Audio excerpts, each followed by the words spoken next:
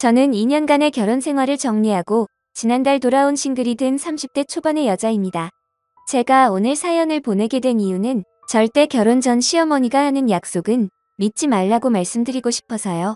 앞으로 제 주변에서 결혼하고 시부모 모시고 땀 산다는 사람이 있다면 그 사람이 누구든 일단 한 번쯤은 결혼하지 말라고 뜯어 말릴 것 같습니다. 이렇게 말하면 요즘 세상에 월세집에서 살더라도 누가 시부모 모시고 사느냐고 너가 멍청한 거라 말씀하시겠지만 저도 제가 이렇게 될 줄은 꿈에도 몰랐어요. 결혼 전부터 남편보다 제가 수입이 더 많았고 제가 훨씬 똑똑한 사람이라고 생각했어요. 남편은 물론이고 대학도 제대로 안 나온 다른 시댁 식구들까지 전부 제가 구워 삶아서 맘대로 휘두를 수 있을 거라 생각했습니다. 처음 결혼 이야기가 오가고 양가 상견례까지 끝났을 때 시어머니가 저희 두 사람을 불러다 이런 말씀을 하시더라고요. 나도 아들 결혼하는데 신혼집을 장만해 주고 싶어. 하지만 3년 전 분양받아 놓은 아파트가 2달 후면 완공돼서 잔금 치러야 해. 계산해보니 잔금 치르고 전세 맞추고 하다 보면 여유가 하나도 없을 것 같다.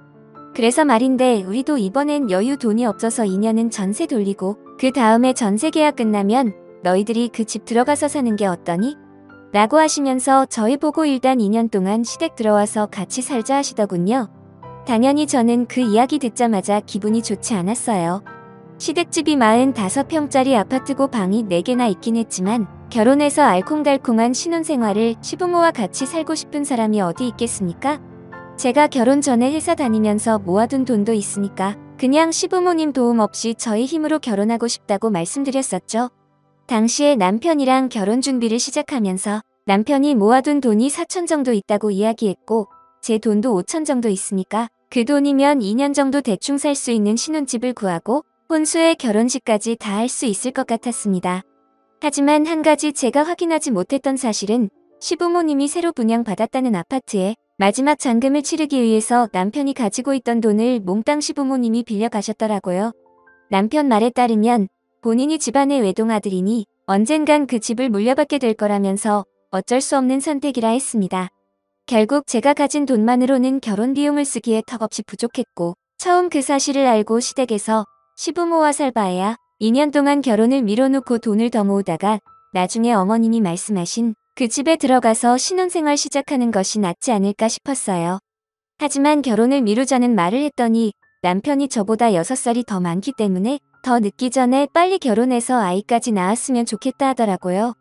제가 어떻게 해야 할지 갈피를 못 잡고 고민하는 사이에 시부모가 저를 수시로 불러다가 밥도 먹고 술도 먹이면서 한 집에서 같이 사는 것에 대한 장점에 대해 몇 번이나 설득을 시키려고 했습니다.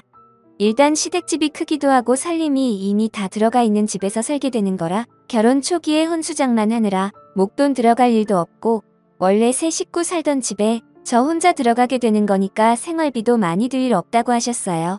사실 우리도 며느리랑 같이 산다는 게 여간 불편한 일이 아니야. 하지만 그만큼 너희도 2년 동안 헛은 곳에 돈 안 쓰고 목돈 모을 수 있을 거 아니냐 라고 하시는데 처음엔 합가는 말도 안 되는 일이라 생각했지만 하도 똑같은 이야기를 반복해서 듣다 보니 나중엔 그럴싸한 이야기인 것 같고 진짜 2년만 버티고 그 집에서 살면 돈은 돈대로 모을 수 있고 결혼 초기에 우리 명의로 된 아파트가 생길 것 같았어요. 초기 시부모님이 받은 아파트 분양가가 3억 5천이었는데 우리 결혼하려고 할 때인 입주 시점의 집값은 5억 가까이 올라 있더라고요. 남편이 가지고 있던 4천만 원은 이미 아파트에 잔금으로 들어갔고 집은 부동산에 바로 전세로 내놓았죠. 얼마 뒤 세입자가 들어오자마자 4천만 원은 다시 돌려주실 줄 알았지만 오히려 시어머니 하시는 말씀이 6천만 원을 자기한테 더 줘서 1억을 맞춰주면 2년 뒤 깔끔하게 아파트 명의를 저희한테 넘겨주겠다 하시는 겁니다. 저도 완전 공짜로 시댁에서 받는 것보다 그렇게 하는 것이 더 낫겠다 싶었고 시부모랑 같이 2년 살면서 목돈을 모아 나머지 6천만 원 맞춰드리고 혼수까지 장만할 돈을 모을 수 있겠다 싶었어요. 사실 요즘 젊은 사람들이 자기 월급 모아서 집 사는 것이 어디 쉬운 일인가요? 저희가 맨 땅에서 맞벌이로 수도권에 아파트 살 돈 모으려면 앞으로 몇 년이나 아끼고 모아야 할지 계산도 안 되던 상황이었죠. 시어머니의 말을 들으면서 저는 머릿속으로 계산기가 굴러가기 시작했고 2년만 참고 버티면 내가 전혀 손해볼 것이 없다는 결론이었습니다. 시부모랑 같이 사는 게 조금 불편하긴 해도 딱 2년만 참으면 되는데 뭐가 문제겠어요? 게다가 연애할 때부터 시부모님이 제게 친딸처럼 잘해주셨어요. 연애 기간이 2년이 좀 넘었는데 제 생일이 되면 남편을 통해서 선물도 보내주시고 결혼 이야기 오고 갈 때는 집으로 종종 초대해서 저녁도 같이 먹었어요. 이미 결혼 준비하기 전부터 저는 그 집안에 숟가락 젓가락이 몇 개 있는지도 다 알고 있을 정도로 한 가족이나 다름없이 친해진 상황이었죠. 이런 사람들이 내 시댁이 된다면 결혼한 뒤에도 고부 갈등으로 남편과 싸울 일이 없겠구나 생각할 정도였어요. 세 식구가 살고 있던 45평 아파트는 넓고 쾌적해서 저 하나 더 들어가서 살더라도 집이 좁아서 시부모랑 부딪히거나 답답한 기분이 들진 않겠구나 생각했습니다. 오랜 시간 깊은 고민 끝에 2년 동안 시댁에서 같이 사는 것에 동의하고 결혼 준비를 시작하게 되면서 저도 주변의 많은 사람들로부터 여러 가지 이야기들을 들었고 나름의 안전장치를 생각해 뒀습니다. 일단 시댁 들어가서 살게 되면서 저희가 따로 돈 쓸 필요가 없어졌고 결혼 준비 자금으로 제가 갖고 있었던 5천만 원은 거의 쓰지 않고 그대로 갖고 있었어요. 결혼하고 난 뒤에는 우리 부부가 같이 적금을 들었는데 2년 동안 시부모님이 말씀하신 돈을 모으기 위해 한 달에 200만 원짜리 적금을 하나 만들었고 남편이랑 매달 100만 원씩 돈을 부담해서 적금을 붓기로 했습니다. 그리고 적금 외의 나머지 월급은 각자 알아서 모으고 사용하기로 했고요. 시부모님께도 제가 이 집안에 들어와서 어떻게 생활할 것인지 말씀을 드렸고 퇴근하고 나면 집안일을 어떻게 할 것인지 식사 준비나 청소 빨래 같은 것들을 언제 어떻게 하겠다고 계획을 정해서 말씀드렸습니다. 시모는 그런 제 말을 듣더니 너는 이제 우리 가족인데 무슨 이런 것까지 생각하니? 집안일은 아무 걱정하지 마라. 나 같은 시간 많은 사람들이 하면 되는 거지. 라고 하셨는데 아무리 그래도 시부모님에게 집안일을 다 맡겨놓고 며느리가 탱자탱자 놀고 먹을 순 없는 일이었죠. 수년간 회사 생활을 하며 많은 사람들을 만나고 같이 일을 하다 보니 제가 느끼게 된 것이 하나가 있는데 저는 절대 사람들이 하는 말을 그냥 믿지 않게 되더라고요. 무슨 일이든 확실하게 서로가 책임져야 할 부분을 정해둬야 나중에 뒷말이 없고 서로 일을 떠넘기면서 싸움이 나질 않는다는 것을 잘 알고 있었습니다. 시부모와 본격적인 합가 생활을 하기 전에 2중 3중으로 안전장치를 만들었고 만약 이 결혼이 잘못된 방향으로 흘러가더라도 저는 절대 손해볼 생각이 없었죠. 그렇게 결혼식을 마치고 시댁으로 들어가게 되면서 마냥 빈손으로 들어가는 것도 약간은 민망하더라고요. 혼수는 2년 후에 진짜 우리 신혼집에 들어갈 때 하기로 했으니 그것까진 아닌 것 같고 시댁에 김치냉장고가 오래되어 보였고 어머님 댁에 건조기가 없길래 그거 2가지는 제가 해드리겠다 말씀드렸는데 한삭 후 괜찮다며 거절하셨습니다.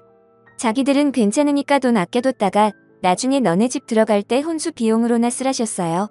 몇 번을 더 이야기했는데도 계속 거절하시고 괜찮다고 하셔서 처음에는 그냥 맨몸으로 들어갔습니다. 하지만 결국 그 선택이 제 결혼생활 초반 갈등의 시작이 되었어요. 시어머니가 농담을 섞어서 제가 시집 올 때 아무것도 없이 몸만 들어왔다고 말씀을 하시는데 처음엔 장난하는 줄 알고 웃어 넘겼지만 별로 기분 좋은 이야기도 아닌데 자꾸 들으니까 점점 듣기 싫고 짜증이 나더라고요. 너는 정말 시집 잘 온 거야? 아무리 시댁 생활한다고 해도 결혼할 때 돈 한 푼 안 들였잖니? 식구들끼리 모여서 식사를 하거나 즐거운 분위기에서 웃으며 이야기하니까 이게 진짜 뼈가 있는 진심인지 아니면 웃고 넘어가는 농담인지 구별도 잘 가지 않았습니다. 그리고 친정에서 부모님이랑 살 때는 빨래 돌리고 나면 건조기가 있어서 편했는데 시댁에서는 내 식구가 살면서도 아직까지 건조기가 없어서 빨래를 한 번 하고 나면 탁탁 털어서 건조대에 널어 말려야 해요. 그것도 너무 불편했지만 시아버지도 계신데 제 옷이나 속옷을 베란다 건조대에 널어두기 민망하니까 따로 빼두었다가 매번 손빨래하고 저희 방에 널어서 말렸어요. 그 생활 자체가 너무 답답하고 불편해서 제가 제 돈으로 어머님 댁에 건조기 사드리겠다고 몇 번이나 말씀드렸는데 아니야 됐다 건조기 쓰면 옷이 다 망가진다더라. 나는 괜찮으니까 나중에 너희 집 들어가면 그때 사. 라고 하시는 바람에 아직도 시댁엔 건조기가 없어요. 처음엔 저희한테 생활비도 낼 필요 없다고 하셨지만 어떻게 맨날 공짜로 밥을 얻어 먹겠습니까? 시댁 들어가서 살기 시작한 첫 달에 어머님에게 용돈 겸 저희 부부 생활비라고 50만 원을 봉투에 담아서 드렸는데 일단 받으시더니 1시간쯤 지나서 제게 다시 돌려주시더라고요. 내가 너한테 이런 돈 받자고 들어와서 살라고 한 거 아니다. 라고 말씀을 하시길래 저는 진짜로 시어머니가 저희 부부 아껴서 돈 모으라고 하시는 건가 보다 순진하게 생각했어요. 하지만 그 뒤로도 밥 먹을 때마다 요즘 물가가 너무 비싸서 장 보러 가면 10만 원으로 살 것도 없다 하시고 거실이나 사람 없는 방에 불이라도 켜져 있으면 이번 달 관리비가 20만 원이 넘게 나왔는데 요즘 젊은 사람들 전기 아까운 줄 모른다고 투덜거리고 다니세요. 제가 너무 민감한 건지는 몰라도 어머님의 그 소리가 하루 이틀도 아니고 너무 듣기 싫더라고요. 나중에 남편이랑 이야기해서 돈을 2배로 올린 100만 원을 담아 다시 어머님에게 드렸더니 그때는 액수를 확인하시고는 제가 드린 봉투를 받아 챙기셨습니다.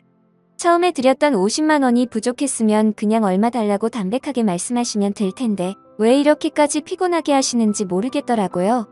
그때부터 계속 한 달에 100만 원씩 생활비를 어머님께 드렸습니다. 저는 남편이랑 맞벌이를 하고 있지만 시모는 전업주부 생활을 계속하셨어요. 집안일에 대해서 한번 이야기해보자면 저는 원래 아침밥을 안 먹는 스타일이고 남편보다 회사 출근을 30분 먼저 해야 하기 때문에 도저히 아침을 먹을 수도 차려주기도 힘든 상황이죠. 그래서 어머님이 다른 식구들의 아침밥을 차려주기로 하시고 저는 퇴근한 이후에 저녁 준비를 맡아서 했습니다. 청소나 빨래도 저희 부부가 사용하는 방이나 화장실은 전부 제가 맡아서 청소하기로 했고 거실이나 주방 같은 공용 공간은 어머님이 관리를 하시다가 주말에 제가 쉬는 날엔 다 함께 대청소를 같이 하곤 했어요. 신혼 초에는 어느 정도 제가 생각한 대로 일이 돌아갔는데 시간이 지날수록 어머님께서 저한테 집안일을 떠넘기시는 것이 느껴졌습니다. 일부러 낮에 하실 일을 손도 안 대고 놔뒀다가 제가 퇴근한 저녁 7시 이후에 부랴부랴 청소기 돌리는 척하고 갑자기 화장실 청소도 하시더라고요. 며느리가 된 입장에서 시어머니가 엉덩이 안 붙이고 집안일 하는데 마음 편하게 쉴 수 있겠나요? 어머님이 청소를 한번 시작하면 엄청 본인이 일하는 티를 내시고 굳이 저희 부부가 쓰는 방까지 들어와서 침대 밑까지 청소기를 돌리세요. 저희 방은 제가 알아서 하겠다고 말려도 그냥 자기가 하는 김에 같이 하는 거라면서 막무가내로 문 열고 밀고 들어오시는데 덕분에 집에 와서 제대로 쉬지도 못해요. 어머님이 청소기 돌리기 시작하면 저도 눈치 보다가 일어나서 저희 방 청소 시작해야 하고 어머님이 거실 화장실 청소 시작하시면 저도 우리 방 화장실 변기라도 닫고 있어야 합니다. 안 하고 가만히 있으면 저희 방에 들어오셔서 여기가 더럽다 저거는 빨래해야 할 것 같은데 왜 안 내놓고 있냐고 또다시 잔소리가 시작됩니다. 침대 밑이랑 베란다 창문 틀까지 꼼꼼하게 검사하시는데 그것 자체로 큰 스트레스였죠. 결국 나중엔 시어머니 잔소리 시작하기 전에 매일 퇴근하고 집에 돌아오면 식구들 저녁상 차리고 그 뒤에 설거지하고 매일 방 청소하고 이틀에 한 번은 화장실 청소까지 하면서 살았습니다. 남편은 굳이 집안일 열심히 안 해도 괜찮다면서 도와주지도 않고 손을 놔버렸는데 자기는 지네 집이고 자기 부모님이니까 그렇고 저는 아니잖아요. 가만히 앉아있기만 해도 눈치 보이는데 시어머니 청소하고 있는데 며느리가 어떻게 소파에 누워서 TV 보고 과자나 먹고 있겠습니까? 제가 어머님에게 생활비를 100만 원씩 드리고 있었지만 어르신들이라 그런지 저랑 식성이 너무 다르더라고요. 반찬도 대부분 나물이나 장아찌 같은 마른 반찬이고 간도 어찌나 심심하게 하시는지. 집밥 먹고 있으면 몸이 건강해지는 건 좋은데 먹고 돌아서면 허전하고 입이 항상 심심했어요. 제가 평소 아침도 안 먹고 점심과 저녁 2끼만 먹는 사람인데 힘들게 일하고 퇴근하고 집에 와서 저녁이 부실하니까 더 견디기 힘들더라고요.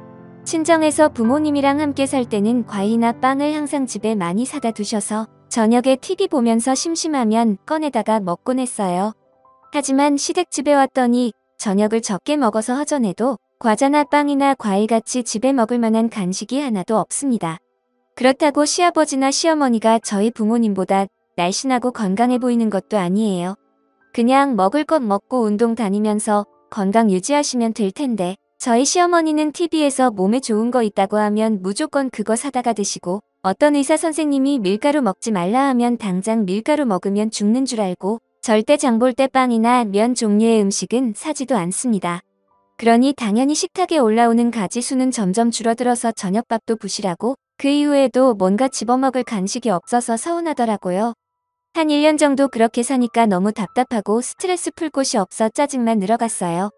도저히 안 되겠다 싶어 퇴근길에 제가 평소에 좋아하는 빵집에서 빵 몇 개랑 쿠키를 사서 집에 가져갔는데 시어머니가 너는 애들도 아니고 뭘 그런 걸 먹냐고 타박을 신나게 하더라고요. 그런데 하나 웃긴 건 제가 그날 저녁에 조금 먹고 식탁 위에 올려뒀는데 다음날 퇴근하고 돌아오니 하나도 없더라고요. 아니 그렇게 먹는 거 좋아하시고 남김없이 다 드실 거라면 애초에 타박이나 하지 말지 정말 어이가 없었습니다. 시부모님 드실 것까지 매번 잔뜩 사오기에는 돈이 너무 많이 들고 숨겨놓고 저 혼자 먹기에는 제가 너무 치사한 사람 된 것 같고 왜 내가 나이 30에 먹는 걸로 스트레스를 받아야 하는지 모르겠더라고요. 같이 살면 살수록 시댁 생활 자체가 너무 숨막히고 스트레스 받아서 빨리 집 받아서 분가할 꿈만 꾸고 버티면서 살았습니다. 처음 약속한 2년이 거의 다 됐고 저희도 어머님이 말씀하셨던 6천만 원은 진작에 다 모았어요. 원래 약속대로라면 아마 이번 달쯤 그 집에서 살고 있는 전세입자를 내보내고 저희가 들어가서 살아야 했을 거예요. 하지만 저는 현재 남편과 이혼하고 친정에 살고 있습니다. 어떻게든 빨리 2년이 지나가길 바라면서 버티고 살았고 작년 여름엔 전세 사는 분들에게 계약 연장 안 할 테니 정해진 날짜에 집을 비워달라고 말씀까지 드렸어요. 하지만 화장실에 볼일 보러 갈 때 마음과 볼일 보고 난 뒤에 마음이 다르다는 말이 있잖아요.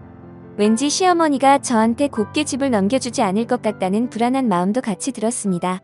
그 당시에 정확하게 그 불안감이 뭔지 몰랐지만 이젠 확실히 알게 되었네요. 저희 시부모님은 두 분 모두 정말 그릇이 간장종지처럼 작고 다른 사람에게 베풀고 사는 방법을 몰라요. 작은 것 하나도 아까워서 벌벌 떠시는 분들이고 먹고 살 만큼 살고 있는 지금도 불우이웃 돕기는커녕 주변 사람들에게 명절 선물 한 번 보내는 걸 본 적 없습니다. 그런 분들이 저희한테 새 집을 이르게 주려고 하니 너무 아까우셨겠죠. 결혼 초에는 제가 6천만 원만 더 주면 진명이까지 완전히 저희에게 주겠다고 하시더니 2년이 지난 이제 와서 다시 생각해보니 너무 아까웠나 봅니다. 입주할 때 5억 정도 하던 집이 중간에 한번 1억 넘게 올랐던 적도 있어요. 물론 지금은 다시 5억 근처로 집값이 떨어졌지만 시부모님 생각에 앞으로 그 집이 더 크게 오를 거라 생각하시는 것 같더라고요. 작년 말부터 갑자기 너희들 좋은 일만 시켰다고 집값이 이렇게 오를 줄 알았으면 애초에 결혼할 때 그런 약속 안 했을 거라 하시면서 노골적으로 불편한 심기를 드러내셨어요. 따지고 보면 남편은 부모님에게 하나밖에 없는 아들이고 저 역시 하나뿐인 며느리인데 그게 왜 아까운 건지 저는 전혀 이해가 가지 않더라고요. 결국 나중에는 노골적으로 제게 아무래도 안 되겠다. 공짜로 너한테 집을 줄 수는 없지. 너희 부모님한테 이야기해서 1억이라도 더 받아와야 할 것 같아. 그래야 어느 정도 공평한 일이지. 라고 하면서 저희 부모님에게 돈을 달라 하시는 거예요. 남편이 처음에 줬던 4천만 원에 저희 부부가 2년 동안 모은 6천만 원, 그리고 따로 친정 부모님에게 이야기해서 1억을 더 받아서 가져오라는데 지금 전세 살고 있는 사람들 전세금 2억 5천만 원을 은행 대출 받아서 빼주고 나면 그 돈도 앞으로 저희가 갚아야 하고 생각해보니 시부모님은 현재 시세대로 돈을 다 받겠다는 소리잖아요. 처음부터 저희에게 집 해줄 생각도 없었고 이럴 거면 왜 나보고 같이 살자고 한 건지 저도 염치가 있는데 친정 부모님에게 현금 1억을 해달란 말이 도저히 안 나오더라고요. 친정 부모님이 형편이 어려운 건 아니지만 아직 장가 안 간 남동생도 있고 노후 계획도 있을 텐데 저 혼자 잘 먹고 잘 살자고 큰돈 달라고 할 염치는 없었습니다. 제가 결혼 전 모아둔 5천만 원에 남편이랑 2년 살다 보니 같이 모은 적금 외에 제가 따로 1천만 원 정도를 더 모았어요. 갑자기 1억 달라고 하시니 그건 좀 무리고 처음 약속이랑 다르지 않냐고 항의를 했습니다. 그랬더니 저보고 지금 가진 돈이 얼마나 있냐고 대뜸 물으시더라고요. 사실 제 통장에는 6천 정도가 있었지만 그 돈을 다 밝히고 싶지 않아서 3천만 원 정도 있다고 이야기를 했더니 일단 그거라도 지금 달라고 하시네요. 일단 그 돈까지만 주고 너희들이 집에 들어가서 살고 나중에 7천을 더 가져다 주면 그때 명의를 너희들에게 넘겨줄게. 제가 호구도 아니고 집값은 집값대로 다 가져다 바치고 대출까지 저희가 갚아야 하는데 명의는 시부모님 명의로 된 집에서 살라는 말입니까? 무슨 이런 말도 안 되는 계산법이 있냐고 따졌는데 오히려 시부모는 제게 시댁 재산을 거저먹으려고 드냐고 하시더라고요. 진짜 아무리 제가 계산해봐도 시부모님이 손해보는 건 하나도 없고 이미 본전 뽑고도 남았습니다. 그런데도 저보고 친정에서 돈을 더 가져오라고 하면 생색은 생색대로 내고 시세 차익은 차익대로 다 받아가시고 며느리 상대로 장사하겠다는 것밖에 더 되나요? 이럴 거면 그냥 애초에 시댁 생활 안 하고 처음부터 우리가 가진 돈으로 전세라도 얻어서 시작했죠. 다른 사람도 아니고 자식에게 이게 대체 뭐 하는 짓입니까? 남편에게 난 그냥 너희 부모한테 사기당한 기분이니까 집이고 뭐고 이혼하겠다고 이야기를 했죠. 제가 이런 상황까지 왔는데도 남편은 속 시원하게 말을 못하고 시어머니한테 원래대로 약속 지키라는 소리를 못하더라고요. 남편의 그 등신 같은 모습을 보고 내가 이런 자식 믿고 계속 살다가는 진짜 큰일 나겠다 싶어서 마음이 철렁 내려앉았습니다.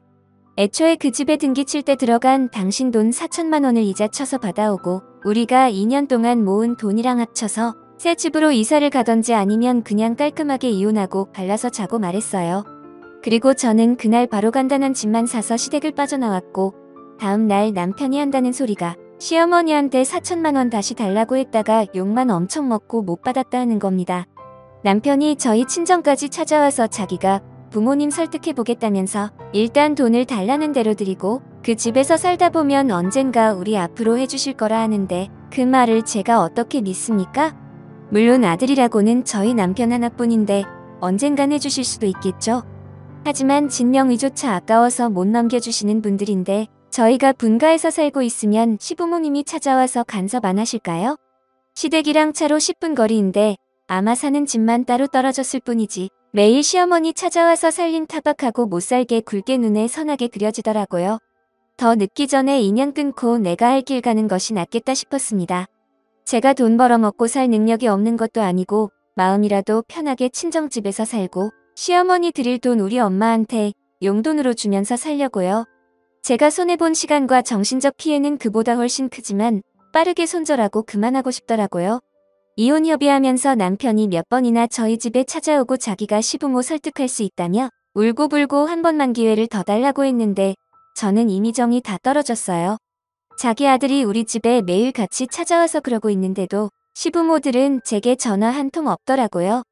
남편이랑 이혼 협의를 하면서 제가 시집 와서 남편과 모았던 6천만 원은 전부 제가 갖고 나오기로 했습니다. 그 집에서 낭비한 2년이라는 시간을 생각하면 그것도 저는 싸다고 생각해요. 하지만 돈을 전부 제가 갖기로 했다는 소식을 들은 시어머니가 그제서야 저한테 전화를 하더니 너가 왜 돈을 다 가져가냐고 뒤늦게 욕을 하고 소리를 지르더라고요. 아들이 며느리랑 이혼하는 것보다 돈을 뺏겼다는 소리가 더 분하셨나 봅니다. 시모가 그러든지 말든지 이미 서류에 남편 도장까지 다 찍은 상황이라 저는 받을 수 있는 건 다 받고 이혼하게 되었어요. 이혼한 지 이제 한 달 반 정도 지났는데 지금 너무 마음 편하고 행복하게 살고 있어요. 생각과는 다르게 이혼하고 갑자기 목돈이 크게 생겨서 어떻게 해야 하나 고민하는 중인데 부모님은 요즘 집값 많이 떨어졌으니 전세 끼고 아파트 한 채 사놓으라 하시더라고요. 요즘 퇴근하면 엄마 아빠랑 부동산 구경 다니는데 정말 즐겁고 신납니다.